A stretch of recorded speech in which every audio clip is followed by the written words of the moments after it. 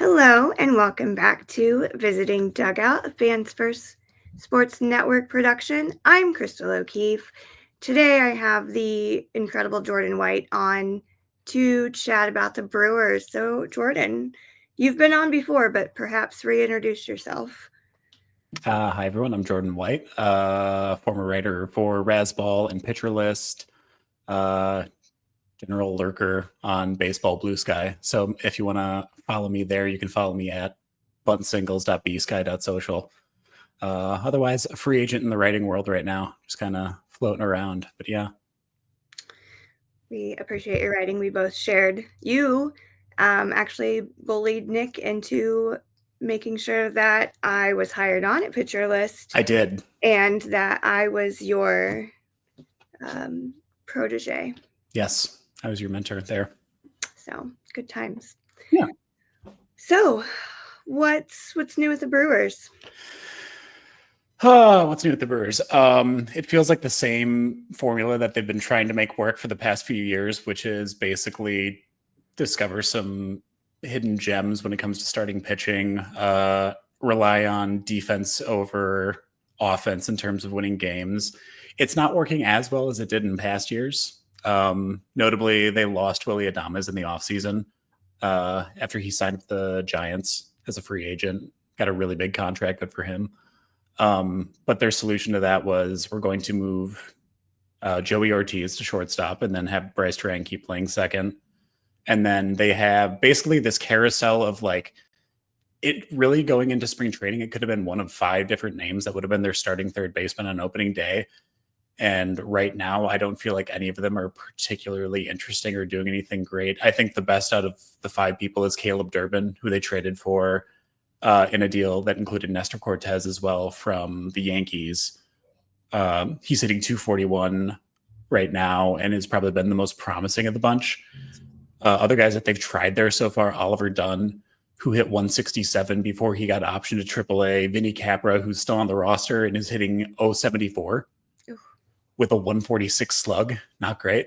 And then there's some guys that are lingering in the minors still. Tyler Black is injured, but he's technically on the AAA roster. He hasn't played a game yet there. Andrew Monasterio is hitting 241 in Nashville in AAA. Not great. So they've got 3 guys who are underperforming in AAA. None of them, I think, are particularly interesting either. It was kind of a bummer in the offseason that they didn't solve that third base problem by signing even like a veteran. I was like desperate for even someone like, I'm not thinking like Alex Bregman. I'm thinking like Paul DeYoung, who ended up signing with the Nationals. So that was a bit of a bummer.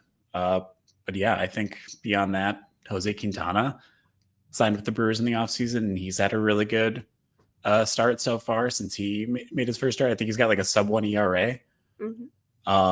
Pitched today. He did pitch today, yeah. Another fave of mine, Eric Freddy. I love both of them so much. And Freddy, unfortunately, did get the classic Brewers BABIP dinking and dunking a bunch of singles and like bloop doubles all over the place. Not really that many hard hit balls, but they just were like seeing eye singles that they managed to turn into a bunch of runs. So he had a rough one today. I do like Freddy though, especially in St. Louis. But yeah, it was not a super exciting offseason for the Brewers. The only signings that they made were Jose Quintana, Jake Bauers, who they brought back on a minor league contract, and he's now basically the backup first baseman, platoon bat against right-handed pitchers occasionally when Rhys Hoskins sits. And then the third one would have been, oh gosh, I've lost it already. Tyler Alexander. There we go. Who got added as a swingman and like depth, like spot starter type. He had like negative 0.6 WAR last year or something like that. He was not good. I mean, they really were pretty bare bones in their additions this offseason, so I was bummed out by that. But it's not really out of character for the Brewers. They're not big spenders by any means. And as a White Sox fan, you understand having an ownership that doesn't spend a whole lot of money. So I get that pain. I also forgot that Rhys was on the Brewers for some reason. Oh, yeah. Kind of forgettable at times. Yeah. So with all of that said, and I know it's like the end of April at this point, but how are you feeling about this season? Do they have enough where they can at least maybe make a run? So there's a lot of starting pitchers or adjacent folks that are hurt and on their way back. Tobias Myers just came back. We'll talk about him a little bit more in a bit. Mhm. Brandon Woodruff is starting to work his way back here a little bit. He's made some rehab starts and is going to be working up his pitch count so he can make a return eventually here. DL Hall and Aaron Ashby are both hurt, dealing with injuries. Ashby had an oblique thing, and I believe DL Hall's was a shoulder injury, if I remember right. But they're both working their way back from that as well. There's help on the way when it comes to starting pitching, but none of it is like anything to be like crazy excited about. I mean, if Woodruff could be what Woodruff was, that would be amazing. Obviously, his shoulder injury is one that has a few different cases that we have from the past that other pitchers have dealt with, and they just never were really the same. So I'm hopeful that he can be a fraction of what he is, and if he is, he'll still be helpful for the Brewers. But it's, again, they used so many starting pitchers last year, and it's going to be the same thing where they're piecing together innings throughout the season, and then they're going to rely on the defense to step up. So I'd say, like, on a scale from 1 to 10, I'm probably at like a 5.5 right now. Mostly because the NL Central is kind of a weak division. Yeah. But both Central divisions are really weak, but yeah, you're a bit more optimistic. Hopefully you guys can just get past the Cubs because I don't want them to experience any happiness. This is the shared feeling that we both have, is that we both wish that the Cubs do not end up happy. Yeah, the Kyle Tucker signing really, or the trade for Kyle Tucker, I should say, really kind of drove the nail into the coffin. Like, okay, yes, the Brewers, I don't think, are the favorites coming into this season in the NL Central. I think that a lot of the teams are pretty mid. There's a lot of stuff to like be excited about, I think, for each team. And I will say, based on like expected stats, the Cubs offense has gotten fairly lucky to start the season, but I do think that team is genuinely very good. And that's going to be the force to be reckoned with. And obviously, if you don't win the NL Central, with how strong the NL West is, two teams from there are going to get wild card berths. It's going to be really hard to find your way in if you don't win the division. So I'm hoping that the Brewers can do what they did last year and run it back, but we'll see how things go.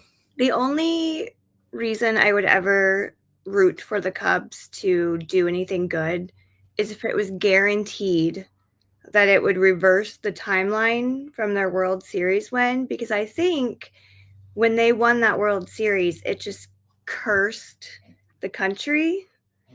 And it's this like downhill trajectory to where we're like in hell, maybe even below hell.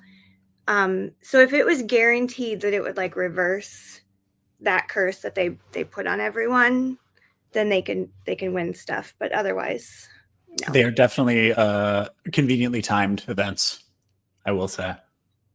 But not to mention, like, all of the people from that team are playing so poorly now. Like, Chris Bryant is basically dead.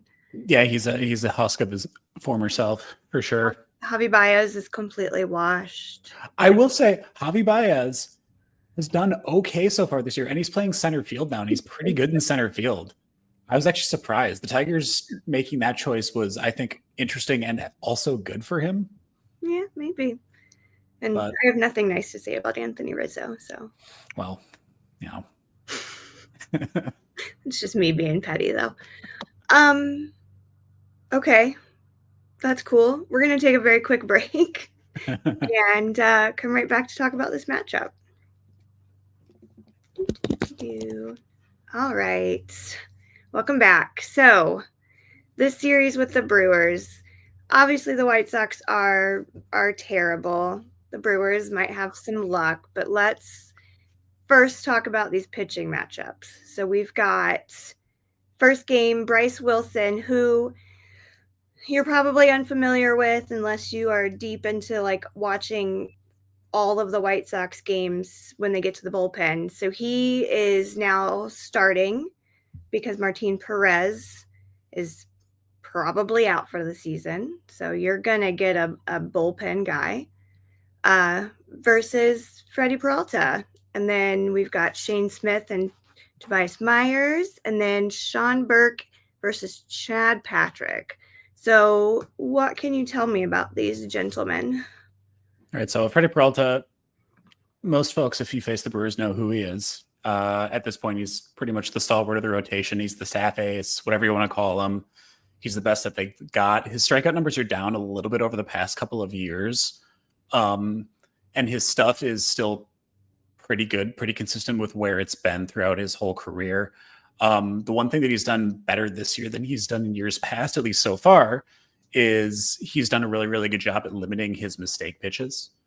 So that's helped keep his ERA down, and then like limiting just traffic on the base paths obviously always helps. So he's been really, really good. Yeah, there's not really much else I can say about him. He's going to be fantastic. And then obviously Bryce Wilson, as someone who is a BOFA, a Brewers old friend, you get a Brewers old friend alert. His really only good year in the major leagues was with the Brewers, where he had like an ERA barely over 3, mostly in like relief, kind of in a swingmanish role, stuff like that. I had a lot of pals who, after he went to the Brewers when he was playing for Atlanta, who are Atlanta fans, and they were absolutely confounded about how good he was for Milwaukee in that first season. It was really, it was clearly an anomaly, because pretty much every other season he has had an ERA over 4. And like this year, his ERA is 4.3, and all of the expected stats have said that he's gotten super lucky and he should have an ERA around like 7. He's been pretty rough so far this year. So I feel pretty good about this game specifically, because we have our staff ace against like a swing man who is not very, very good. Right. So this one I feel definitely leans in favor of the Brewers more than the other games, probably more than all of the other games, honestly. Yeah, the other games are pretty evenly matched. Yeah. I mean, Shane Smith and Sean Burke are both very new. They both started off great. Yeah. Sean Burke was the opening day starter. They crushed it on opening day. They did such a great job. And Shane Smith is one that I trust-ish. Like, he's okay. Yeah. But you mentioned Myers is just coming back. Yes, he made his first start this past week. Coming off the IL, he had an oblique strain in spring training, which seems to be a common refrain with Brewers players, because it's him that just came back. Aaron Ashby is working his way back from one, and then Garrett Mitchell just hit the IL with an oblique strain of his own. So a lot of Brewers players going down with oblique issues. But he made the start this past week. It was 4 innings, but 82 pitches. So he threw a lot of pitches, but he was not very efficient. He walked 4 batters. He is not someone who traditionally has walked very many people. He's usually pretty good at throwing a lot of strikes. He's mainly a fastball guy, and locates his stuff pretty well. So I don't anticipate that being an issue moving forward as much. But it is something like he could still be shaking the rust off. So there's a little bit of wariness going into it, but I think he'll be fairly efficient in this start. So I'm hopeful for that. And then Shane Smith is another BOFA, because he was a Rule 5 pick that the White Sox got from the Brewers. And he's been really, really good this year. He never made it to the majors with Milwaukee. But he was really strong, especially in the strikeout department when he was in the minor league system for the Brewers, striking out like 10 plus per 9, pretty much every level that he was at. It is a bummer that the Brewers don't have that starting pitching depth that includes him now that they're having so many guys getting hurt. I do feel happy for you as my friend, as a White Sox fan, that you have a good pitcher at your disposal, which is nice. And obviously we're not in the same division or the same league even. So it's like, okay, this is fine. I'm happy that my friends are happy. But he's been doing a really good job at limiting free passes, especially after his first appearance this year. He walked, I think it was 4 batters in the first game that he appeared in. And basically, like, he's just got a very, very good fastball from a like underlying metric standpoint. So he's got a really solid level of extension, which is like the point at which you release the ball in front of pitcher's mound towards home plate. He's further out with his extension, and then he's got solid induced vertical break on that. So it's appearing to rise more to the hitters. He locates it well up in the zone to get the swing and misses a lot more. So this will be, I feel like, probably the most even of the pitching matchups and the most, I guess, predictable isn't the right word. I guess that's the best I have right now, though. I mean, I feel like it's going to be a good game with two guys who have kind of similar positives in their repertoire between two guys who just are like fastball heavy. And it should be a pretty good game there.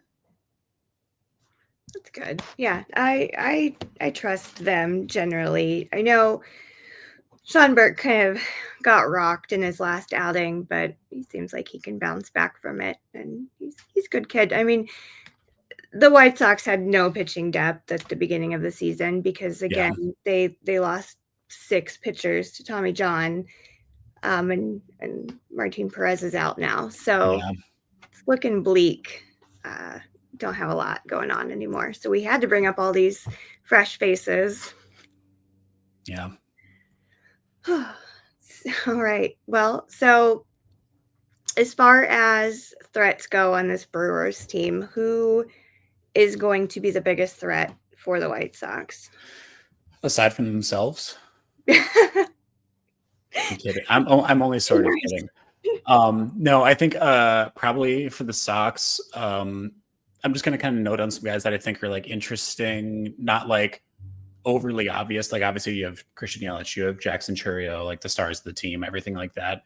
Bryce Harang, Gold Glove winner, not really known for his bat necessarily. He does have a really, really great contact skill. And then he also has been hitting the ball a lot harder, more consistently this year. Like he doesn't have the top end exit velos that like power hitters at the top of the league have, but he is hitting the ball harder more frequently than he was last year.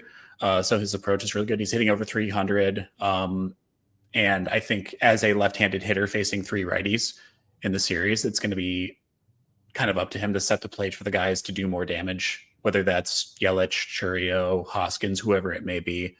So probably one of those guys. And then as far as non-starting pitchers, I want to talk about a pitcher too. Craig Yoho just got called up last week, and he has had a few appearances so far. He was the co-minor league pitcher of the year last year for the Brewers. Has a similar airbender changeup as Devin Williams had when he was with the Brewers. Lots of arm side and downward break. Turns over it similar to how Williams throws. It's basically a screwball. It's not even really a changeup the way he throws it. But yeah, he pairs that with like a nice low to mid 90s fastball. Has looked really, really solid so far. Has given up maybe a few too many hits, but his stuff is really, really nasty. So if there's going to be close games, he may not be the closer in those games, but he will be pitching kind of like the bridge innings to get to Trevor McGill. So I'm excited about him. I forgot about Trevor McGill. I love him and his brother. Their mom follows me on Twitter. I don't use Twitter really these days, but Mama McGill, she follows me. You got the follow. That's all that matters. It's all about the clout. I said nice things about her sons, and she liked me. I feel like a lot of people don't realize that when you're on social media, like a lot of times people's parents are reading the things that you post about their kids because they will search their kids' names. Michael Kopech's dad did constantly replied to me all the time. He also got offended when, well, you know, Zach. Yeah. He, in an article, just jokingly said Mikey, and oh boy, and his dad was very upset about this and had to go on about his name's not Mikey, it's Michael, and don't call him Mikey. And Zach was like, it wasn't serious. Please use my given name. Like, come on. Crazy. Yeah, no, they do. They search, their families search names constantly. That's why you don't say mean things about players on the internet. I try not to be disparaging online. Sometimes it's hard. Like I get frustrated.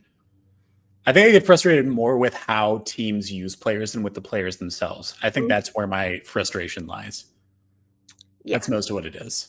But like, why are you letting this man just flail and suffer out here? But yeah, as someone that has dealt with bad managers as well, with La Russa and then when we had Pedro. I was like, okay, I quit. Yeah. You guys are the worst. Is it bad that I already forgot about Pedro? No, I mean everyone should. I ugh, ugh. Just no. I hope Will Venable is better for you guys. I really do. I like Venable, and I've said it before. If they weren't going to give it to Grady, because Grady took over when Pedro was ousted, if they were not going to let Grady have it, then I wanted them to pick up Will. Okay. So I was relieved. He does not frustrate me like previous people in that position have. So Yeah. he's fine. I can deal. And also, it's nice that you don't have. I mean, the White Sox are bad, but also they are not the Colorado Rockies. Oh my gosh! I know 4 wins, right? Just 4. Just 4. Yikes! Yeah, they're subterranean bad. Those poor It's Colorado. pretty impressive to be mile high and subterranean all at the same time. Right?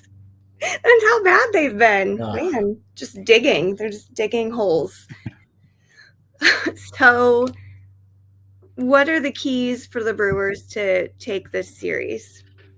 I would say don't beat themselves. They've lost a few games recently that they probably should have won, mostly with defensive miscues, which is way, way, way against the identity of the team. That plus base running mistakes. They've just made a lot of really just goofy, uncharacteristic mistakes on the base paths and defensively, lots of errors. Bryce Turang had 7 errors the entirety of last season, and he's got 3 so far. He's a Platinum Glove winner. Like, he was fantastic last year, and he's just had a few really out of character mistakes so far. So it's just playing sound, fundamental. I really do hate sounding like this, because I sound like a very old school head, but it really is the only way, because they don't have like all of the top tier talent that some of these other teams have. They need to play clean games when it comes right down to it, just to win. So just basically not beating themselves is the biggest way to do it. No, I get that. The White Sox just lost in the most horrific fashion. Like it was 1-1 all game. Davis Martin had a phenomenal game, and then they went into extras. Immediately, White Sox score a run, and then they give up a 2-run homer. Yeah. So that is true poor baseball, bad White Sox fashion. I hate it here. So we've mentioned pitching can be pretty evenly matched for the last 2 games, but what fears do you have heading into the series if the pitching is evenly matched, and who knows what can happen? I think it's mostly based around regression towards the mean. So like with Chad Patrick in that last game, he is someone who has good results so far this season. There's a decent amount of strikes, but he's gotten exceptionally lucky with batted balls so far, and like the defense has picked him up quite a bit, which is, again, like there's a lot of pitchers who play for the Brewers who end up having better actual results than expected stats because the defense does so much to help them out behind them. But he has gotten hit fairly hard and has gotten pretty lucky so far. So I'm scared that the regression to the mean there will mean that he is going to get shelled in that final game. So I'm a little bit nervous about that.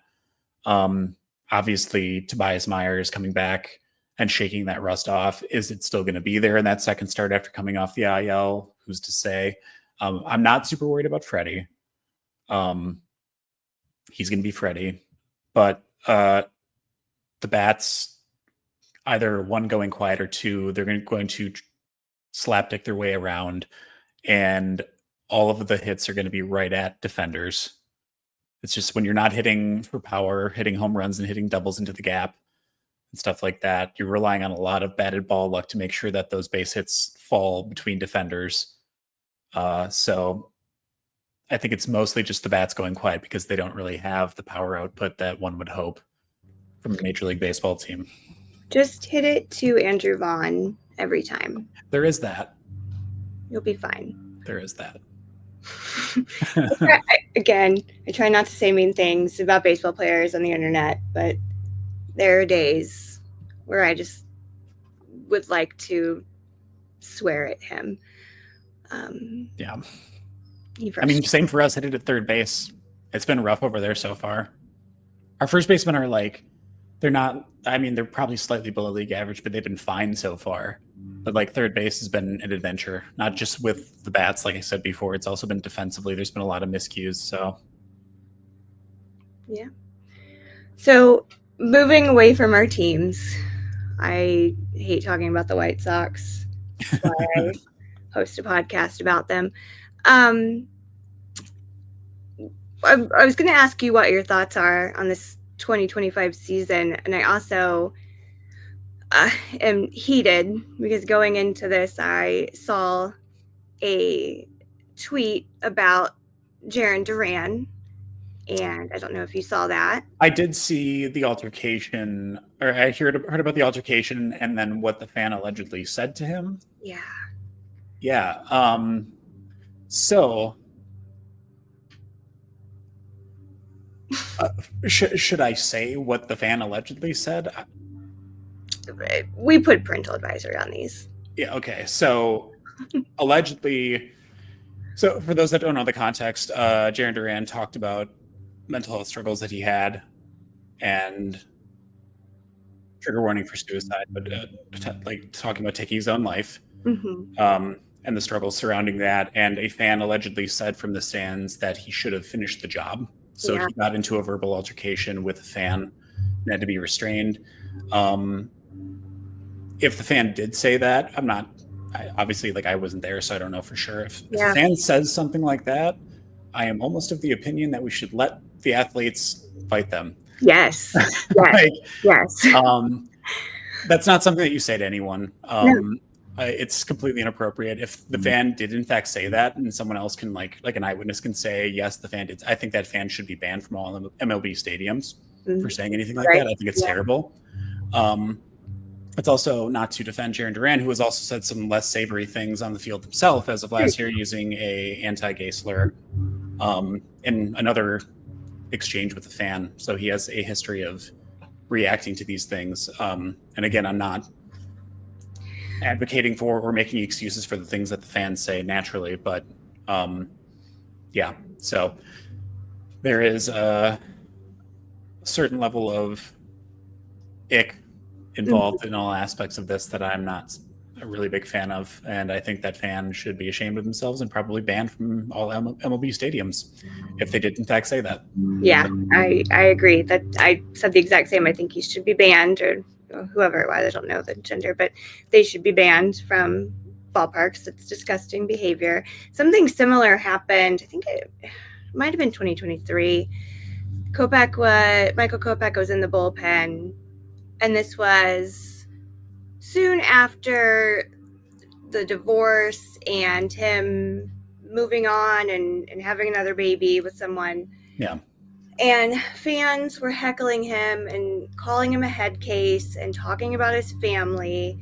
And he got pissed and he kind of took a baseball and kind of spiked it up to the stands where the fans were heckling him. And the fans were removed from the game. But, you know, I'm not necessarily a fan of Duran, but don't heckle people about their mental health. That's the worst thing you can do. It's a very low bar. And somehow these people manage to like limbo their way under it. Yeah. Keep families and mental health out of your heckles. You know what? If they can't bat for shit anymore, fine, tease them. But nothing else. Only about what they're doing on the field. Yeah, keep it to the stuff on the field. Personal life is personal life. Yeah, it's completely inappropriate. Yeah. With that, I missed it because this came out after I recorded Soxy Chicks earlier, which is like a baseball recap. Yeah. So I had to get that out. And I know you're also a big mental health advocate. So yes. Perfect thing to speak on it about. So moving on from that, what are your thoughts on this season, just in general, like your hot takes or? Hot takes. I Anything. think hot takes. Torpedo bats. Don't care. I just don't care. Like they're within the rules. They clearly like people when they first came. Obviously, this is old news at this point. It's been debated over and over again. Immediately after the news came out that there was these new bats, I was like, "There's no way they didn't get cleared by the MLBPA and also like Major League Baseball itself. They're within the rules. It's fine, whatever." Like I wasn't throwing a fit, especially because my team was the first one to be victim to the New Yeah. York Yankees just murdering us in that first series. Like our run differential after 4 games was like -25 or something crazy like that. It was miserable. It's fine. Yeah. Whatever. It's fine. Don't care about that anymore. And yet here we are. Whenever someone starts using the torpedo bat, there's always a little article or a little blurb written somewhere about it. It's I don't know, it's goofy. I would say it's interesting seeing the shift now that there's so much more clearly strength in the National League than the American League. I feel like when I was growing up, the American League was always the stronger, quote unquote, league between the two. And now I feel like, especially with the NL West and how strong that is, you've got probably 3 to 4 teams that are all either going to one win the division, 2 going to get wild card spots, and then leaving kind of the rest of the other 2 divisions in the dust. The NL East is really, really strong. Between Atlanta, like they're underperforming right now. I think they're going to bounce back and they're going to be better. They have really good pitching. Their bats are going to wake up. They'll get Ronald Acuna Jr. back at some point. He's going to be great. Hopefully Spencer Strider comes back soon. I miss him already. He only did 1 start. That man's big ass hammies. Yes. Getting hurt. But yeah, I think like the shift from the American League to now, like the National League, to me is very clearly the strongest league between the two. I really like the Detroit Tigers. Mm-hmm. Yeah. I love the Detroit Tigers. That is like, I mean, I try to like usually keep track of a team that is not in the National League, not the Brewers, that I can kind of like root for and cheer for. And I kind of picked them as my team this year because they just seem so fun. Obviously, after the run that they had last year to get into the playoffs. And I did pick them. I was on a podcast with our good friend Keelan from Razzball earlier this year, Cards and Categories, hosted by Michael Coulard. And I picked the Tigers to win that division. And so far, that looks really, really good. I mean, their pitching is incredible. Tarek Skubal, obviously amazing. Really, really good bullpen. They've got basically 5 different guys that they feel comfortable calling on to save a game, which has already shown up so far this year. The offense is really interesting. Spencer Torkelson breaking out again is dope and like actually fixing his swing. He's been fantastic and has kind of like been what he was originally promised to be when he was this major prospect. Yeah. When coming into the year, we thought Colt Keith was going to move to first base and then he was just going to be out of a job. And now he's leading the team in RBI. So yeah, Torque's resurgence is cool. I've been saying for 2 years now that the Tigers, it's being built. It's coming together very soon. They're going to make it very far. And I feel good in that prediction now. Yeah, they had like the period where like their best starting pitching prospects were like Casey Mize, Matt Manning, and Reese Olson. Like those are the 3. And like if they can hit on like 2 of those 3, they're going to be really, really good. And then Tarek Skubal is just like, hold up. Yeah. I'm just going to be the best pitcher in the world for the past basically 2 years now. He's been incredible. So yeah, like they're like top to bottom. They have like, and they re-signed Jack Flaherty, who's been pretty great so far too. Like they have an amazing rotation, really, really versatile lineup where they have like Kerry Carpenter who can slot in there against right-handed pitching and absolutely mash. Yeah. Zach McKinstry's been great to start the year. He plays all over the place. Just like a really sound, deep ball club. And I'm thinking that like I feel good about my choice to say that they were going to win the AL Central. And I feel like they're going to probably make some noise in the playoffs this year. I feel really good about that. Yeah. No, I agree. They're my pick for the AL Central too. But yeah, I think that's it. I think that's all I got. I don't really have any hot takes, but that's okay. Yeah. We don't always need hot takes. Well, we love it anyway. I just got back from Mets game recently. They're playing very Ooh. competent, good baseball. Today they did not. Not today. We're not today, but recently. Yes. They've been less Mets-like as of late, which is good for the mental health of many of my friends. Yeah. My mental health as well. They are my NL team. Yeah, it was a fun game. There was a Pete Alonso home run. We got Edwin Diaz lights out, Senga lights out. It was beautiful. Had so much fun.